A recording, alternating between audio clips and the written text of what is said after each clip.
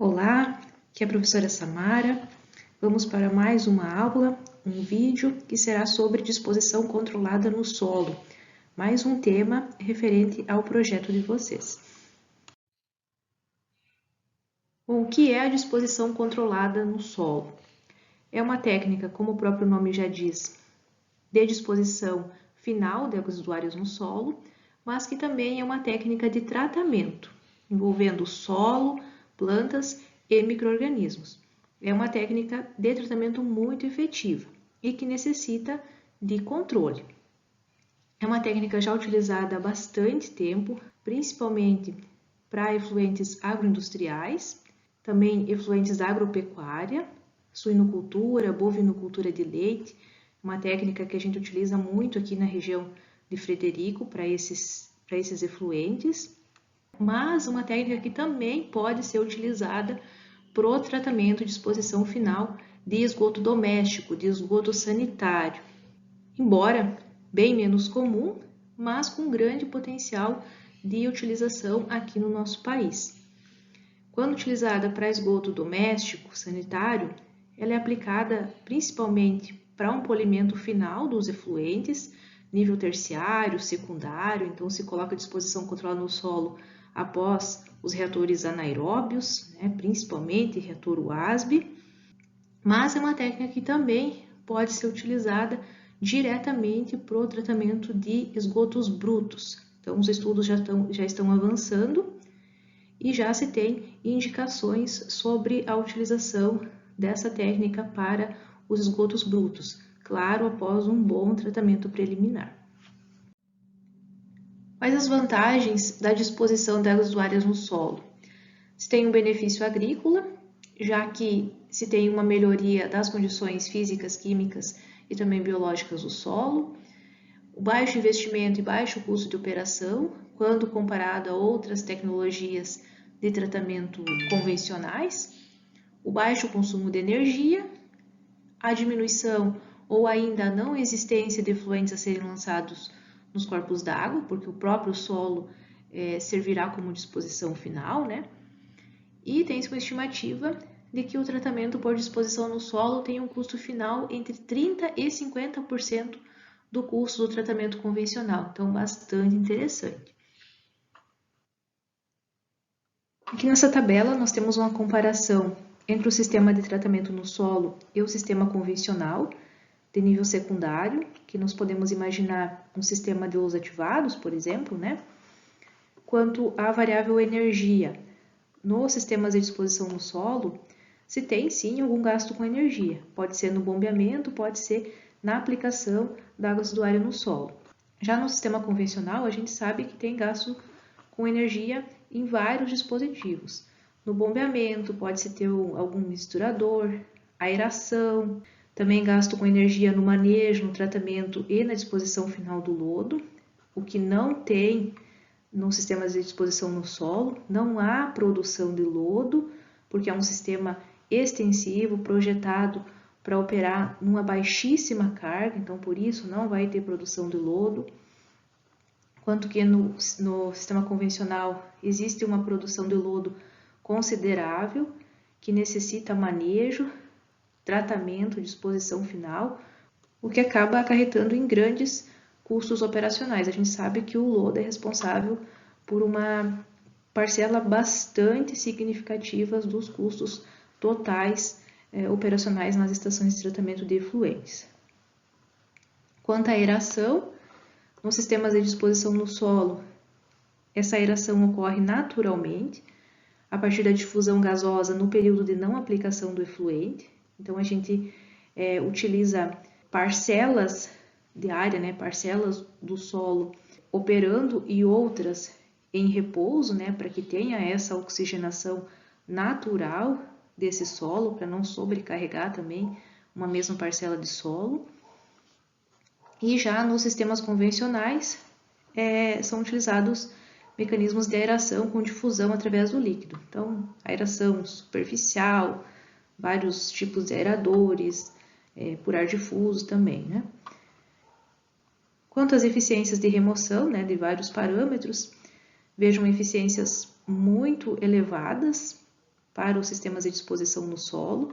Para fósforo aqui, ó, superior a 99%, para sólidos em suspensão também, DBO superior a 96%, nitrogênio de 30 a 50%, então é possível no solo fazer uma nitrificação e também desnitrificação, o que é bastante difícil no sistema convencional, a não ser que ele seja projetado especificamente para essa finalidade, como vocês devem ter visto com o professor Rafael, né?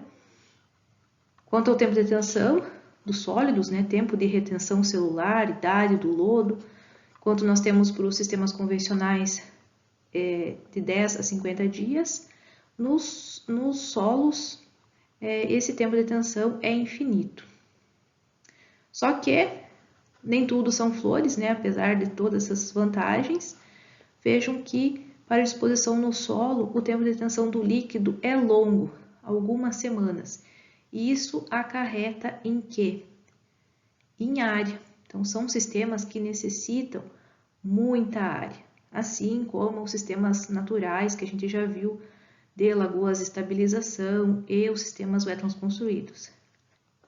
No caso da disposição no solo aplicável a esgoto sanitário, a gente tem em média uma demanda de área de 2 até 3,5 metros quadrados por habitante, o que é muita coisa, é muita área.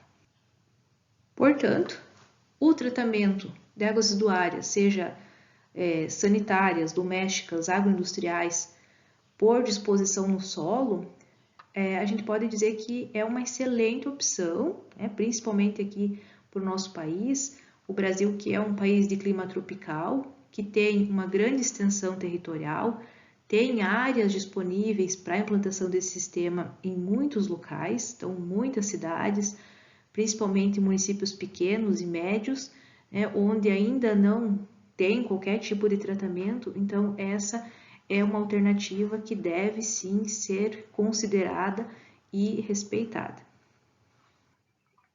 Aqui eu trouxe uma tabela do Atlas Esgotos da ANA, depois vocês podem ver melhor, para a gente perceber que a aplicação desse tipo de tratamento, da disposição no solo, é bastante recente. Nós temos um número muito pequeno de projetos de estações de tratamento desse tipo implantadas. Nós temos o sistema de reator anaeróbio seguido da disposição no solo, que atende uma população equivalente a 183 mil habitantes. A eficiência média em termos de remoção de DBO é de 77%, e nós temos, segundo o Atlas Esgotos da ANA, 16 unidades desse tipo em operação no nosso país. Enquanto nós temos aqui, Lagoa Facultativa, 203 unidades, Lagoa Anaeróbia, seguida de Lagoa Facultativa, 364. Somente reator anaeróbio, 328 unidades. Aqui temos uma continuação dessa tabela, temos aqui uma outra configuração, reator anaeróbio, seguido de Lagoa Facultativa e disposição no solo. Temos aqui 6 unidades instaladas em operação no país, atingindo a eficiência do sistema como um todo de 89% de remoção de DBO. Então, ao todo, daria para dizer que a gente tem no país 22 estações que utilizam a disposição no solo. Então, dá para dizer que a gente aproveita ainda muito pouco o potencial desse tipo de tratamento. E como a gente viu, tem elevadas eficiências e nós temos no país área disponível em muitos locais para a utilização desse sistema. E aí vocês podem se perguntar por quê? Porque ainda pouco se pesquisa sobre esse assunto e, consequentemente, pouco se aplica essa tecnologia no setor de saneamento. Então, o engenheiro ambiental, o engenheiro sanitarista, ele tem que começar a enxergar essa tecnologia e colocar ela no rol das possibilidades, porque é uma tecnologia que pode ser a mais adequada para muitos locais. E para universalizar, a gente sabe, nós temos uma meta até 2033 atingir 90% da população com coleta e tratamento de esgoto. Então, nós precisamos de tecnologias simples, que sejam simples de operar e que levem a reduzir os custos operacionais. Então, essa técnica de disposição do solo é uma dessas tecnologias que a gente acredita que, junto com outros sistemas naturais, como as lagoas de estabilização, os wetlands, os próprios reatores UASB também, possibilitam todas essas vantagens e podem nos auxiliar nesse caminho da universalização. Sobre as pesquisas realizadas no país, nós temos esse livro do professor Matos, Antônio Teixeira de Matos, um professor que se dedicou assim muitos anos da vida nesse tema. Ele era da Federal de Viçosa e por último estava no FMG. Ele acabou falecendo ano passado, mas antes disso, em 2017, ele publicou esse livro, junto com o filho dele, o Matheus Pimentel de Matos. Então, ele trata nesse livro sobre a disposição de águas usuárias no solo e também em sistemas alagados construídos, os wetlands construídos. Na área dos wetlands, ele sempre foi uma grande referência no que se refere ao papel das plantas no tratamento, a importância da rizosfera, a importância das plantas na assimilação dos nutrientes, a importância de fazer o corte da vegetação. Ele incentivava muito a utilização de plantas forrageiras, de capim, nos wetlands para alimentação animal. Então, ele estava sempre pensando na sustentabilidade, no aproveitamento econômico dos subprodutos ou produtos do tratamento do esgoto. Então, ele realmente trabalhou muito nessa área, tanto na disposição das usuárias no solo, ele trabalhou principalmente com efluentes agroindustriais, mas também com esgoto doméstico. Então, o que a gente tem de mais novo, atualizado na área, sobre a disposição das usuárias no solo, vocês podem encontrar nesse livro, que eu vou enviar alguns capítulos escaneados para vocês terem acesso na hora de fazerem o projeto de vocês. Nesse livro são apresentados 3 métodos de disposição no solo: a fertirrigação, o escoamento superficial e também a infiltração percolação. Então, vai ter as indicações para cada um desses métodos, de acordo com o tipo do solo, método de aplicação, também sobre os riscos para o lençol subterrâneo de cada um desses métodos, as taxas de aplicação recomendadas, necessidade de área também. Depois vocês podem ver com calma, esse aqui é um resumo. Então, para cada um desses métodos, vai ter um detalhamento, vai ter os critérios de projeto, que vocês podem utilizar no projeto da disciplina, claro, para os grupos que optarem por utilizarem o ASB seguido de disposição no solo, vai ter as dosagens recomendadas e também vai ter exemplos de dimensionamento. Mas qual método escolher? Qual deles é o melhor? Então, vocês vão ter que pensar muito bem nisso no projeto. Isso vai depender das características locais. No caso do projeto de vocês, das características que vocês adotaram para a comunidade fictícia. Então, vai depender do tipo de água usuária aplicada, quais as características qualitativas em termos de matéria orgânica, nutrientes, macro e micronutrientes, sais também, muito importante. Qual o objetivo do tratamento? O objetivo é tratar esgoto bruto, primário, secundário. Se deseja só tratar o esgoto ou também fazer o reuso agrícola, aplicar esse efluente na fertirrigação de alguma cultura. Qual tipo de cultura? Isso também está ligado aos aspectos socioeconômicos, Geologia. Será que o local vai ter condições geológicas favoráveis para se evitar a contaminação da água subterrânea? Tipo e uso do solo. Então, a gente viu na tabela anterior que para cada método tem uma indicação de solo mais adequado. Os solos arenosos são mais adequados para infiltração e percolação e os solos mais argilosos são mais indicados para a técnica do escoamento superficial.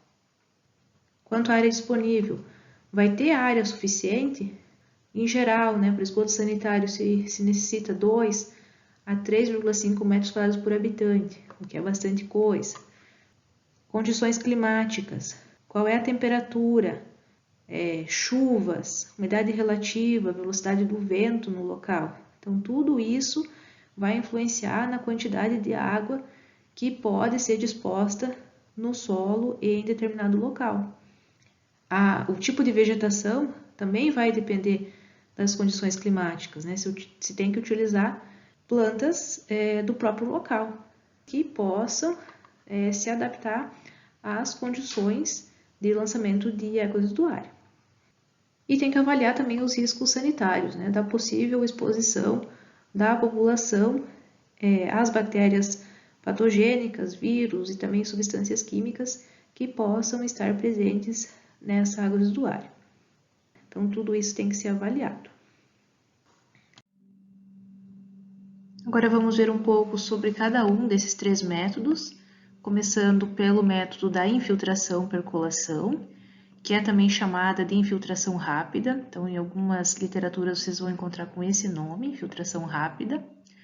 O objetivo aqui é infiltrar, percolar essa água residuária no solo, para que ocorra uma filtração. E além da filtração, que ocorra também a recarga dos aquíferos. Então, são 2 objetivos desse método. Se utiliza para isso tabuleiros, bacias rasas, né? Ou valas de infiltração, chamados aqui canais de infiltração. Para a utilização desse método, o solo tem que ter alta permeabilidade, então se utiliza esse método para solos mais arenosos. A principal vantagem desse método é a menor área comparada aos outros métodos de disposição no solo, né, porque o próprio nome já diz, infiltração rápida, então se trabalha com elevadas taxas de aplicação hidráulica, então consequentemente esse método exige menos área. Além disso, não depende da declividade do solo, como a gente vai ver, tem um método do escoamento superficial, em que se utiliza rampas de escoamento, em que é necessário que o solo tenha uma declividade para se adotar esse método. E entre as desvantagens, como dá para perceber, como a água residuária fica exposta, pode ter problema com maus odores, também insetos, desenvolvimento de mosquitos, entre outros, e também tem o problema da contaminação da água subterrânea, que pode acontecer, então tem que ter todo um cuidado no projeto e também no monitoramento da aplicação da água residuária por esse método. No caso das águas residuárias da pecuária, uma grande preocupação é o nitrato. Então, os efluentes geralmente contêm elevadas concentrações de nitrogênio amoniacal, e esse nitrogênio amoniacal no solo, ele vai sofrer o processo de nitrificação, vai passar nitrito e a nitrato, e a gente sabe que o nitrato é um grande problema nas águas. Então, esse nitrato ele pode chegar nas águas subterrâneas, né? Então, são solos de elevada permeabilidade, então podendo chegar e contaminar as águas subterrâneas. Então, tem que ter todo um acompanhamento. Já no caso do esgoto sanitário, um poluente de grande importância para monitoramento é o sódio, né? Então, é muito importante projetar adequadamente, fazer um bom acompanhamento da qualidade desse solo e também da água subterrânea na área onde essa água residuária está sendo aplicada. Já o escoamento superficial é o método mais utilizado para o tratamento de esgoto sanitário, esgoto doméstico. Então, é um método bastante aplicável para pequenas comunidades, para cidades de pequeno porte, possibilita baixo custo de implantação, de operação, de manutenção e elevadas eficiências, por isso é um método que deve ser considerado nesses locais. Mas é um método que também se aplica para os efluentes agroindustriais, também é utilizado com essa finalidade. Os solos utilizados são de baixa permeabilidade, então se necessita solos mais argilosos. Além disso, é necessário que o solo tenha uma certa declividade, o recomendado é declividade de 2 até 15%. Então, se você tem essas condições nos solos, é possível, então, pensar nessa possibilidade. Vejam que como são solos de baixa permeabilidade, vai ocorrer sim uma certa infiltração, mas a maior parte da água residuária, ela vai apenas escoar na superfície dessas rampas. Então é isso que dá o nome ao método, escoamento superficial, devido à dificuldade de infiltração. Como funciona então? Geralmente se aplica a água residuária após um tratamento primário nas rampas, mas também pode-se utilizar o escoamento superficial após um tratamento de nível secundário ou ainda para o tratamento direto do esgoto bruto, claro, após um tratamento preliminar. Mas geralmente se utiliza após um tratamento de nível primário ou ainda secundário. Então a aplicação é feita na parte superior das rampas, por tubos janelados, geralmente. Essas rampas são inclinadas, né? São vegetadas por gramíneas, geralmente. E à medida que essa água residuária ela vai escoando sobre o terreno, vai ocorrer a evapotranspiração, então vai ter a evaporação e também a transpiração pelas plantas. Outra parte vai conseguir infiltrar e o restante dessa água residuária vai ser coletada em canais. Então, aqui nesse método, se tem geração de efluente final. Apenas uma pequena parcela consegue infiltrar, então necessita de um curso d'água para o lançamento desse efluente.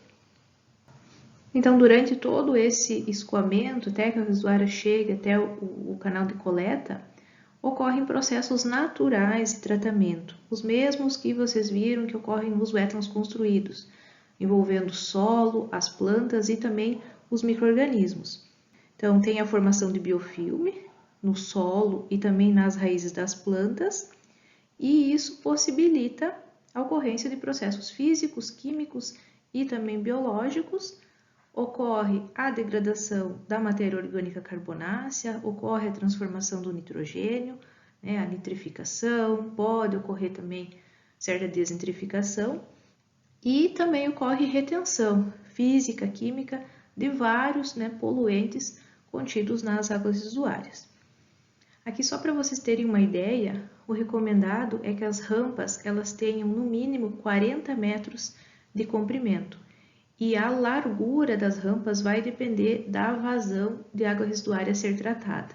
Então, essa já é uma dica para o dimensionamento. Sobre as plantas que eu não falei, geralmente se utiliza gramíneas, por exemplo, o capim-chifto, o azevém, bastante utilizados, né?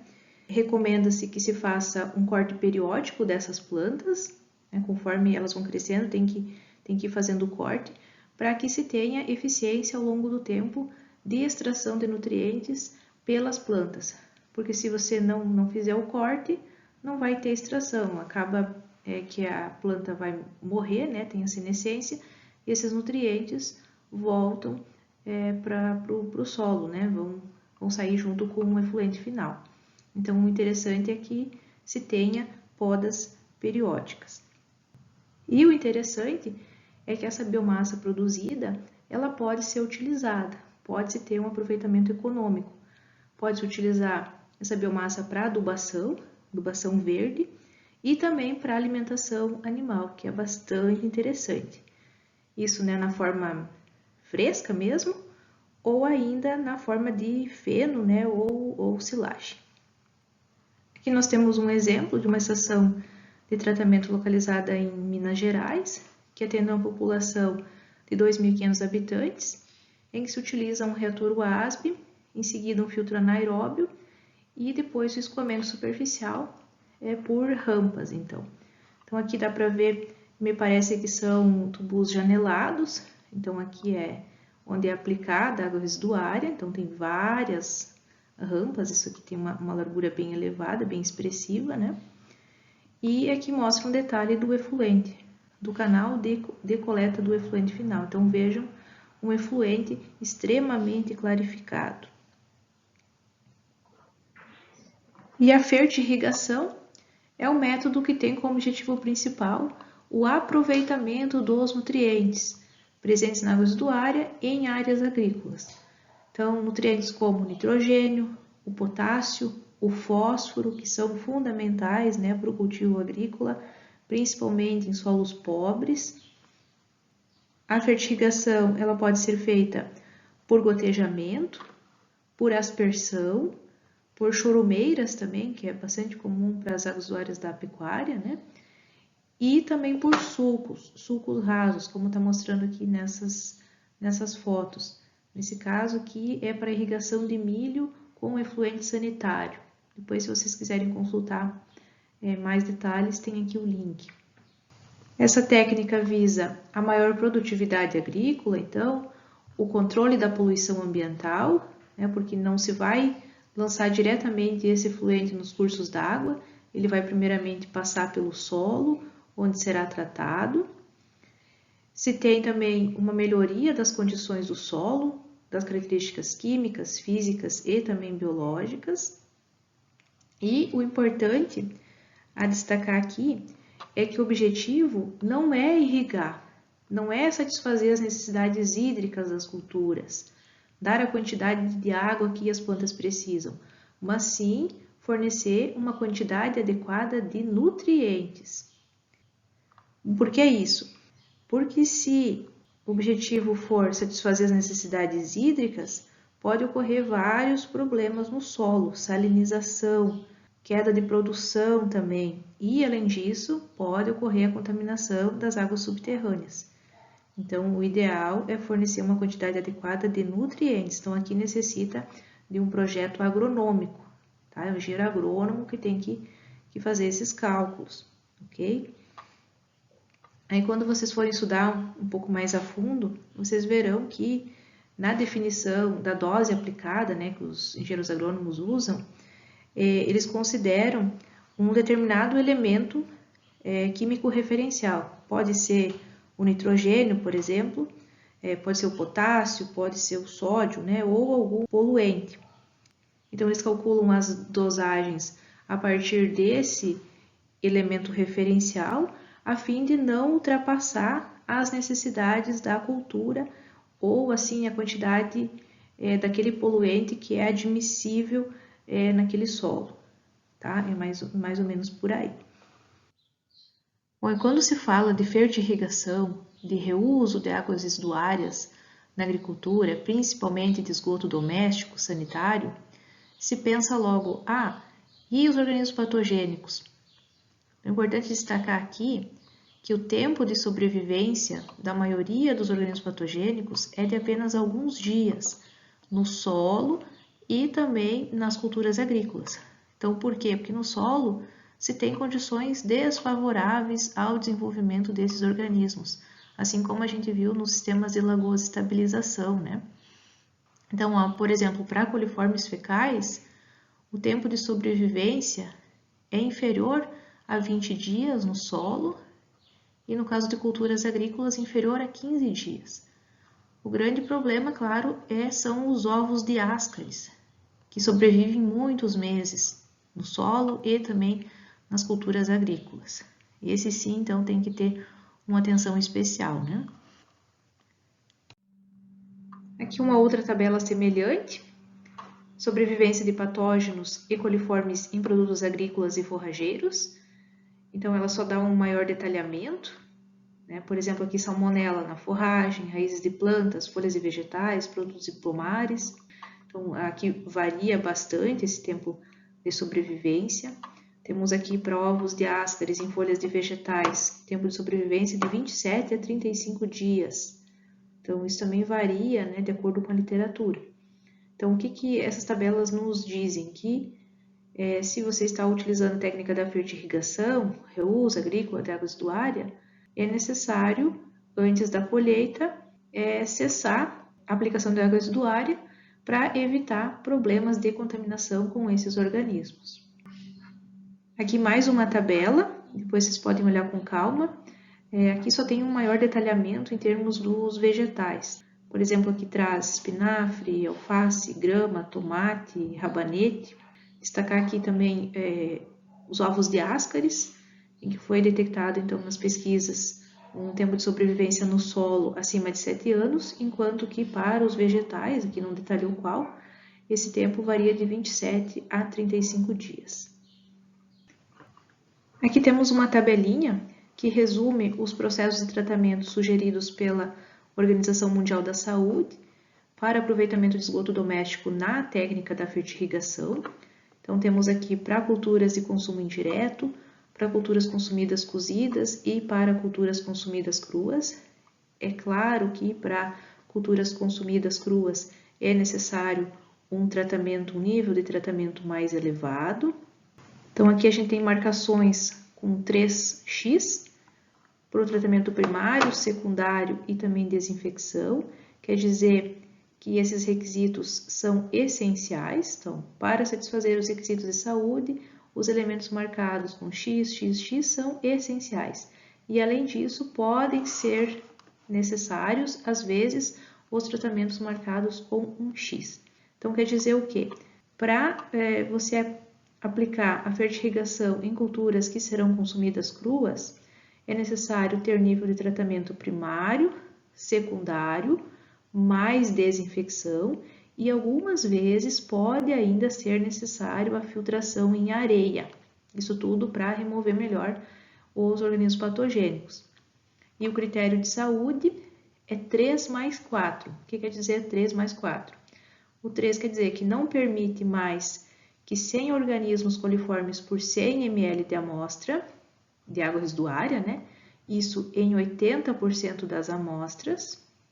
E, além disso, não permite elementos químicos que deixam resíduos indesejáveis nas culturas ou peixes. Além disso, nós temos na NBR 13969 de 97, é aquela NBR que traz sobre tratamento complementar de efluentes de tanque séptico e também sobre a disposição final. Essa norma atualmente está em revisão, então pode ser que isso aqui mude, mas ela recomenda que, para reuso nos pomares, cereais, forragens, pastagens para gados e outros cultivos através de escoamento superficial ou por sistema de irrigação pontual, a concentração máxima de coliformes fecais é de 5.000, número mais provável, por 100 ml, e, além disso, o oxigênio dissolvido tem que ser superior a 2 mg por litro. E ainda, ela traz que as aplicações devem ser interrompidas pelo menos 10 dias antes da colheita, né? Pelo que a gente já viu nas tabelas anteriores, devido ao tempo de sobrevivência dos organismos patogênicos nas culturas. Como material de apoio para esse tema, vou indicar para vocês esses dois livros. Esse primeiro já está disponível no Moodle, é um livro que é resultado do projeto PROSAB, Tratamento de Esgotos Sanitários por Processo Anaeróbio e Disposição Controlada no Solo. E também o livro que eu falei para vocês nesse vídeo, do professor Matos, que é a disposição de áreas usuárias no solo em sistemas alagados construídos. Desse livro aqui eu vou disponibilizar alguns capítulos escaneados do livro que eu tenho, em PDF deixarei disponível para vocês no Moodle. Então, para quem fará o projeto da disciplina nesse tema, reator WASB seguido de disposição controlada no solo, poderá utilizar esses dois materiais. Tá ok? Então, por enquanto é isso. Fico à disposição. Até mais.